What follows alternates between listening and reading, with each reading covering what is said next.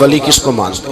اللہ تبارک و تعالیٰ نے 4 کتابیں نازل فرمائی. اللہ دے دیتا حضرت جبریل سب کی چھتوں پہ، اللہ کے فرشتے بارش برساتے ہیں نا، کتابیں بھی برس سکتی تھی نا، چھتوں پہ گرا دیتا کہ لو پڑھو. لیکن اللہ نے کتابیں 4 بھیجی. نبی 1 لاکھ کم و بیش 24,000 عطا فرمایا. فرمایا کتاب پڑھنی ہے پر جب جلوہ دیکھنا ہے تو میرے مصطفیٰ کا دیکھنا ہے. حضور کے نور کی روشنی میں تم نے قرآن مجید کو پڑھنا. وہ بھائی سمجھ نہیں ہے، میں آج تک سمجھ نہیں آئی آج تک کہ گاڑی کا پتہ ہے کہ اس کی ہینڈ بریک کہاں ہے، اس کا کلچ کدھر ہے، اس کی فلاں چیز کدھر ہے. پھر بھی ایک استاد پیسے بھی لیتا ہے، 15 دن ساتھ بھی بٹھاتا ہے، پھر طریقہ سکھاتا ہے. جب ایک چھوٹا سا کام بغیر استاد کے نہیں آتا تو دین بغیر استاد کے آ جائے گا. اور دین کے مسئلے باریک ہیں، یاد رکھیں. شیطان حملے کرتا ہے، باریک باتیں. تکبر والا جنت میں نہیں جائے گا، ریاکاری والے کی عبادت قبول نہیں ہوگی، حسد والے کے اعمال ضائع ہو جائے، جھوٹ بولنے والے کو حضور نے فرمایا میں اسے مومن ہی نہیں مانتا. اب یہ ساری چیزیں جو باطنی نقص ہیں، یہ بیماریاں ہیں باطن کی. آپ اگر دوائی نہ لیں تو آپ کے جسم کی بیماری نہیں جاتی. درویش کے پاس نہ جائیں تو آپ کی روح کی بیماری نہیں جاتی. جھوٹ نہیں چھوٹ سکتا، بدی نہیں چھوٹے گی. ہم نے دیکھا ہے تھوڑی دیر کے لیے لوگ مسجد آتے ہیں، نماز شروع کرتے ہیں، عمرہ کر کے آئے تو شروع ہو گئی، تھوڑا سا حج کر لیا شروع ہو گئی، خدا نہ خواستہ گھر میں کسی کا انتقال ہو گیا تو نماز شروع ہو گئی. تو ٹھیک کریں، لیکن وہ بعد میں چھوڑ جاتے ہیں. قائم کون رہتا ہے؟ قائم وہ رہتا ہے جس کے پیچھے کوئی قائم رکھنے والا ہوتا ہے. موبائل بند ہو جاتا ہے اگر بیٹری اس کی چارج. ہم اللہ والوں کے پاس جاتے ہیں، ان کی 2 باتیں بیٹری چارج کر دیتی ہیں. وہ ہمیں بتاتے ہیں کہ جینا کس طرح ہے، انسانیت کیسے تم نے اپنے اندر پیدا کرنی ہے، تم نے اللہ سے ڈرنا کس طرح. ان کی باتیں دلوں کو نرم کرتی، ان کی گفتگو انسان کو بدل دیتی. ان کی صحبت میں بیٹھنے والا بڑا آگے جاتا ہے. جو ان کی خدمت عالی مرتبت میں رہتا ہے اللہ اسے اسی طرح کا رنگ عطا کرتا ہے.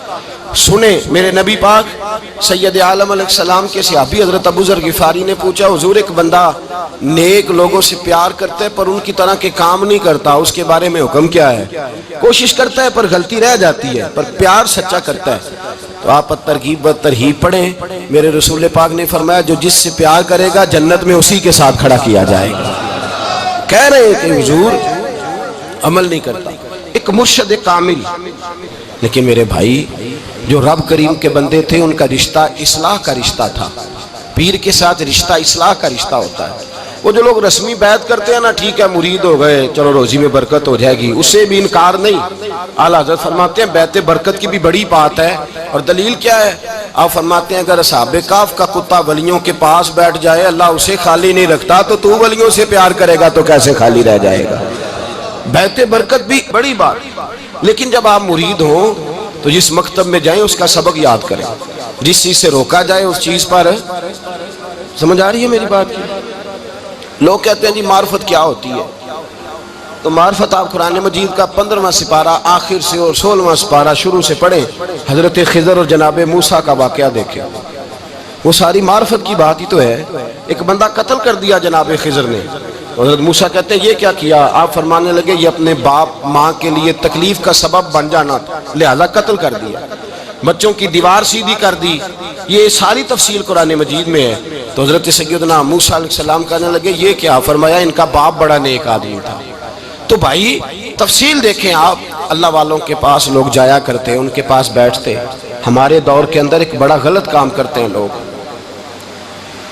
ایک تو جاتے نہیں، پیر نہیں پکڑتے، شیخ نہیں پکڑتے. اور حضرت باجید بستامی فرماتے ہیں اگر نیکی بتانے والا تجھے کوئی نہ ہو، تیرا پیر کوئی نہ ہو تو شیطان تو پھر ہے ہی تیرے ساتھ.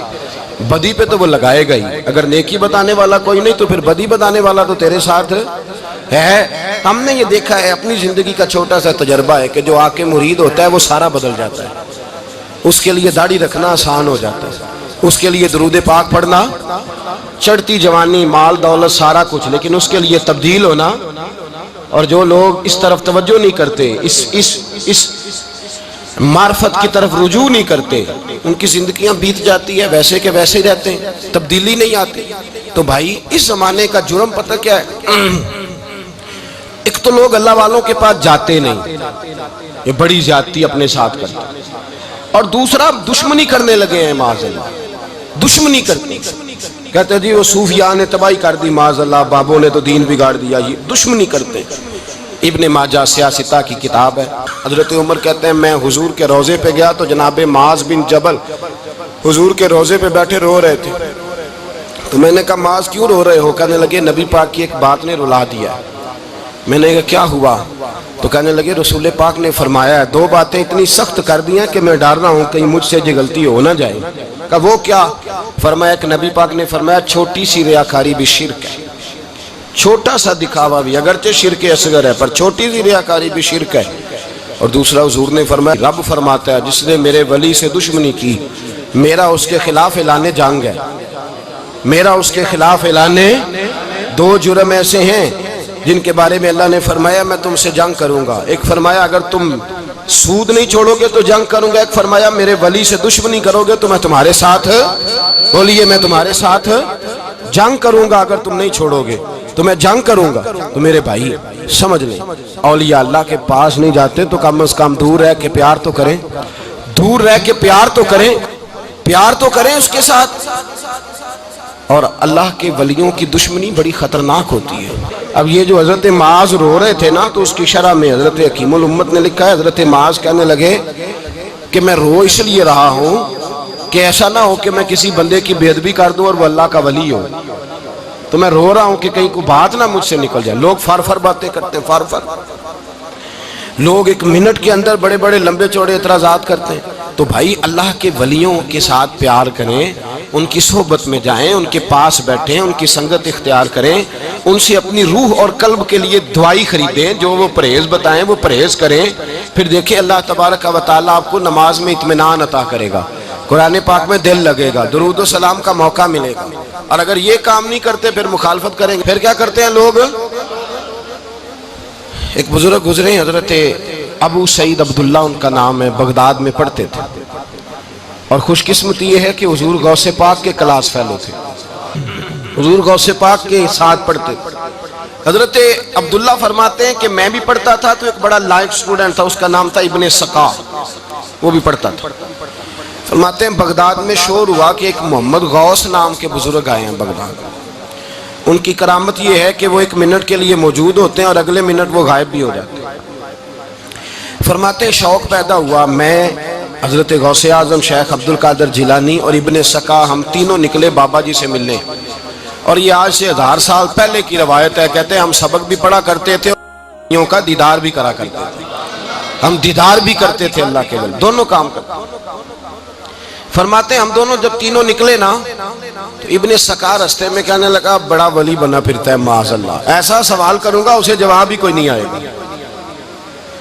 آپ فرماتے ہیں میں نے کہا نہیں جی میں سوال تو میں بھی کروں گا، سوال تو بولیے سوال تو میں بھی کروں گا، پر میں دیکھوں گا وہ جواب کیا دیتے ہیں، دیکھوں گا۔ کہتے ہیں ہم دونوں بات کر کے خاموش ہوئے تو حضرت شیخ عبد القادر کی طرف نظر ڈالی، کہا آپ نہیں سوال کریں گے؟ تو غوث اعظم فرمانے لگے میں سوال نہیں کروں گا، بس رب کے بندے کا دیدار کروں گا، بس اللہ کے بندے کا دیدار کروں گا۔ اور فرماتے ہیں کہ ہم پہنچے بابا جی کے کمرے میں، گئے تو بابا جی موجود تھے، ہم جا کے بیٹھے تو بابا جی غائب ہو گئے۔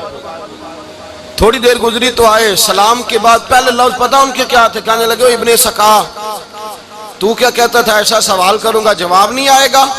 میں تیرے اندر سے کفر کی بو دیکھ رہا ہوں، کفر کی بو دیکھ رہا ہوں، تو رب کے بندے سے دشمنی کرتا ہے۔ اور فرمانے لگے او ابو عبداللہ تو کہتا تھا کہ میں دیکھوں گا وہ کیا جواب دیتے ہیں۔ فرمایا تو کافر تو نہیں ہوگا پر دنیا دار ضرور ہو جائے گا۔ کہتا پھر بابا جی نے رخ پھیرا غوث پاک کی طرف اور کہنے لگے عبد القادر تو کہتا تھا میں رب کے بندے کا دیدار کرنے جا رہا ہوں، فرمایا جا میں تجھے دعا دیتا ہوں جب تک تیرا قدم نہیں لگے گا اللہ کسی کو ولایت عطا نہیں کرے گا، جا میں تجھے دعا دیتا ہوں جب تک تیرا قدم نہیں لگے گا رب کسی کو ولایت۔ حضرت ابو عبداللہ فرمایا کرتے تھے ہم آ گئے، ابن سقا پھر نہ مانا، کہنے لگا نہیں نہیں ایسے ہی بات کر دی ہے، اس تو کوئی علم غیب ہے معاذ اللہ۔ کہتے ہم نے دیکھا وہ سب سے بڑا عالم بنا، مناظر بنا، بڑی تقریریں کرتا، واضح کرتا۔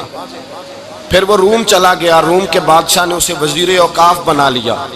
پھر ایک دن روم کے اس عیسائی بادشاہ کی بیٹی اسے پسند آ گئی، کہنے لگا میں نے شادی کرنی ہے۔ کہتے ہیں بادشاہ کہنے لگا کر دوں گا شادی، پر تجھے عیسائی ہونا پڑے گا۔ کہتے ہیں مارا قسمت کا معاذ اللہ ثم معاذ اللہ، نقل کفر کفر نہ باشد، عیسائی ہو گئے۔ آپ فرماتے ہیں مجھے بھی ایک بادشاہ نے بلا لیا، اس نے مجھے بھی ایک عہدہ دے دیا، میری بھی دنیا میرے کانوں تک آ گئی، بڑی جان چھڑاتا ہوں دولت سے، مال سے، شہرت سے، پر میری چھوٹتی نہیں۔ آپ فرماتے ہیں ہوش اس دن آئی جس دن بغداد کے منبر پر بیٹھ کر اور 70,000 کے مجمع میں کھڑے ہو کے غوث اعظم نے فرمایا آؤ بھائی، جس نے ولایت لینی ہے عبد القادر کے پاس آؤ، میں قدم رکھتا جاؤں گا، اللہ ولایت عطا کرتا چلا جائے گا، آؤ میرے پاس میں ولایت دیتا ہوں۔ ہر مشکل دی کنجی یارو ہاتھ مرداں دے آئی، تے مرد نظر کرے جس ویلے مشکل رہے نہ کائی۔ لوگ دشمنی کرتے ہیں، اللہ والوں سے اللہ ملتا ہے، اللہ کے بندوں سے معرفت کا حسن ملتا ہے، اللہ کے بندے بیعت اپنی کرتے ہیں، جھکاتے اللہ کی بارگاہ۔ اللہ تبارک و تعالیٰ کے بندوں کے پاس بیٹھنے سے رسول اللہ کا پیار ملتا ہے، اللہ کے بندوں کی صحبت حضور کے دروازے تک لے جاتی ہے، رب کریم کے بندوں کی صحبت عاجزی سکھاتی ہے، اللہ کے بندوں کے پاس بیٹھنے والے اللہ اللہ کرنے لگتے ہیں، رب کریم کے بندوں کے پاس بیٹھنے والوں کو سجدے کا نور حاصل ہوتا ہے۔ اور میرے بھائی اگر تو نے کسی کے ہاتھ میں ہاتھ دیا ہو تو ملے گا کیا؟ ملے گا کیا؟ خواجہ نظام الدین محبوب الہی رحمت اللہ علیہ کھڑے تھے تو ایک آدمی حلوائی کی دکان پہ کچھ چیز لینے آیا، کوئی درویش سادہ سا آدمی چھوٹی سی مسجد سے نکلا، حلوائی سے کہا دے دے، حلوائی کہا چل دوڑ جا، تو روز آگے کھڑا ہو جاتا ہے، جب سارے آتے ہیں تب آیا کر، غریب گاہک تھا نا تو حلوائی نے جھڑک دیا، اس درویش کو جوش آ گیا، کہنے لگا میرے ساتھ بدتمیزی نہ کرنا ورنہ میں تیری دکان الٹ کے رکھ دوں گا، میں تیری دکان الٹ دوں گا۔ کہنے چل دوڑ جا، بڑے دیکھے ہیں تیری طرح کے دکان الٹنے والے۔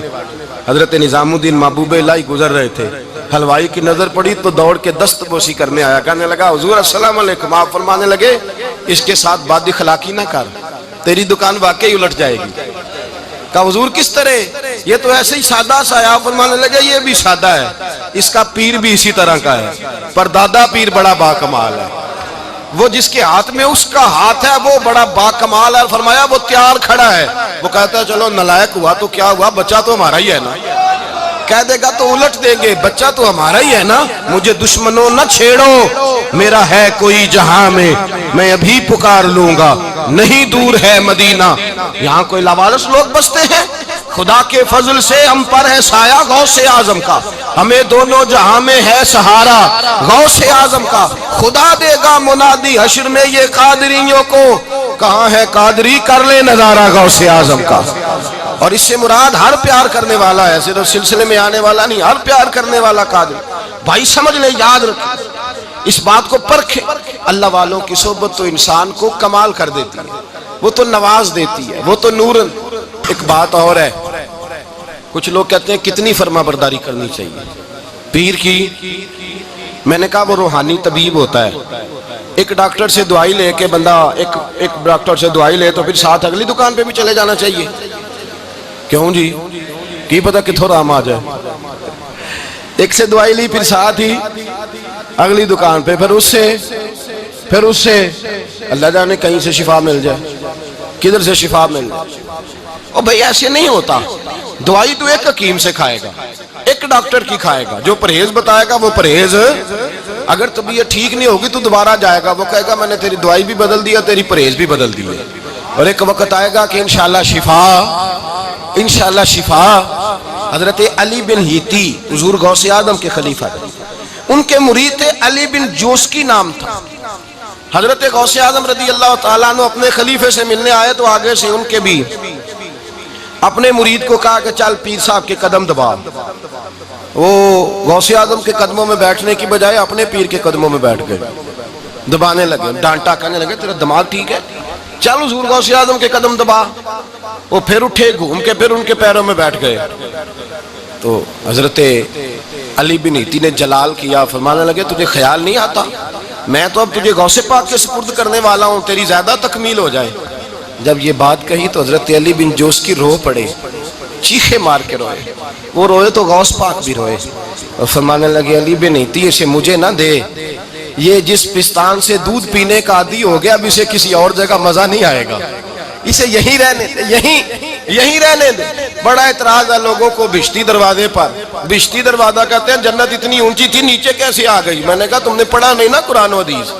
جنت بڑی اونچی تھی پر میرے نبی نے فرمایا میں نے ماں کے قدموں کے نیچے لا کے رکھ دیا. تم نے پڑھی نہیں نا، اصل میں پڑھی نہیں. تمہیں کیا پتا کبھی کسی چیز پہ اعتراض. ہم تھوڑا کہہ رہے ہیں کہ جو بہشتی دروازے سے گزر گیا ایک فضیلت ہی ہے نا جی. ایک ہر مسجد جنت ہے کہ نہیں؟ بولے. حضور نے فرمایا جنت کی کیاریوں کے پاس سے گزرو تو کچھ کھا لیا کرو. جب ہر مسجد جنت ہے تو بابا فرید کی مسجد جنت کیوں نہیں ہو سکتی؟ عجیب چکر ہے. اور بندے بھی کہتے ہیں وہ جی فلانا گیا تھا تو کہتا ہے میں جنتی ہوں. بھائی کس نے کہا؟ بلکہ ایک بڑی اعلیٰ حضرت کے ایک مرید ہوئے مولانا حشمت علی خان صاحب. حضرت مولانا حشمت علی خان صاحب رحمۃ اللہ تعالیٰ علیہ نا پاک پتن سے واپس آ رہے تھے تو بس کی چھت پہ بیٹھے تھے. تو کہتے ہیں رستے میں نا ایک دو بندہ آ گیا جس کو تنقید کی عادت تھی اللہ والوں پہ. مجھے کہنے لگا مولوی کہاں سے آ رہے ہو؟ میں نے کہا پاک پتن شریف سے. پاک پتن سے. کہنے لگے میرے کپڑے سونگنے لگا. کہنے لگا بہشتی دروازہ گزرے ہو؟ میں نے کہا گزرا ہوں. تو کہنے لگا پھر جنت کی خوشبو نہیں آ رہی؟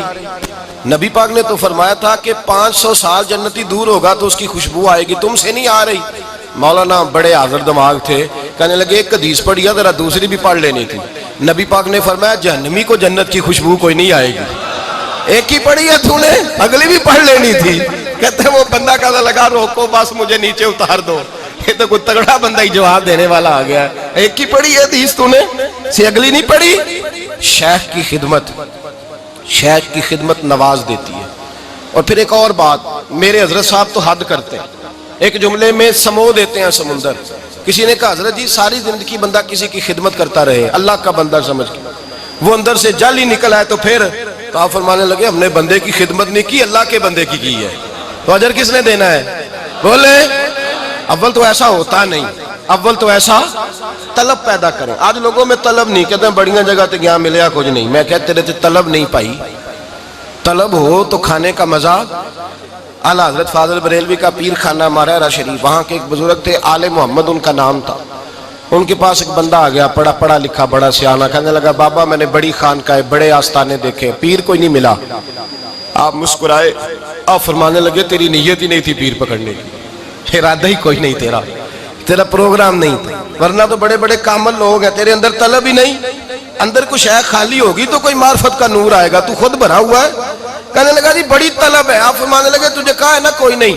کہنے لگا حضور ہے. آپ فرمانے لگے چلو رات سو جاؤ خانقاہ پہ سویرے بات کریں گے. مرید کو کہنے لگے اسے 5 کلو مچھلی دو اچھی بنا کے. مریدوں نے مچھلی دے دی، پانی کوئی نہیں دیا. ساری رات تڑپتا رہا اور باہر سے کنڈی بھی لگا دی. سویرے حضرت آل احمد آئے، دروازہ کھولا، قدموں پہ گرا. کہنے لگا حضرت جی پانی، حضرت جی پانی پانی پانی. آپ فرمانے لگے سلام تو لے لے پہلے. کہنے لگا نہیں حضور پانی پانی. آپ فرمانے لگے بتا مچھلی کہے گا حضور پہلے پانی پہلے پانی. حضرت نے ایک جملہ کہا، رب کے بندوں کی ایک بات کمال کر دیتی ہے. فرمایا پتہ چلا طلب کیا ہوتی ہے؟ پتہ چلا طلب کیا ہوتی ہے؟ کہنے لگا سونے لگ پتہ گیا ہے کیا ہوتی ہے، لگ پتہ گیا ہے. آپ نے پانی بھی پلایا، مرید بھی کیا، اور جب سینے سے لگایا تو فرمایا جا تو نے طلب پیدا کی تھی، میں نے رب کے فضل سے تجھے فیض دیا ہے. کہتے وہاں بیٹھے بیٹھے کالے رنگ کا تھا، اللہ نے گورا رنگ بنا دیا. نورانیت چھلکنے لگی وہاں بیٹھے بیٹھے ہی کمال.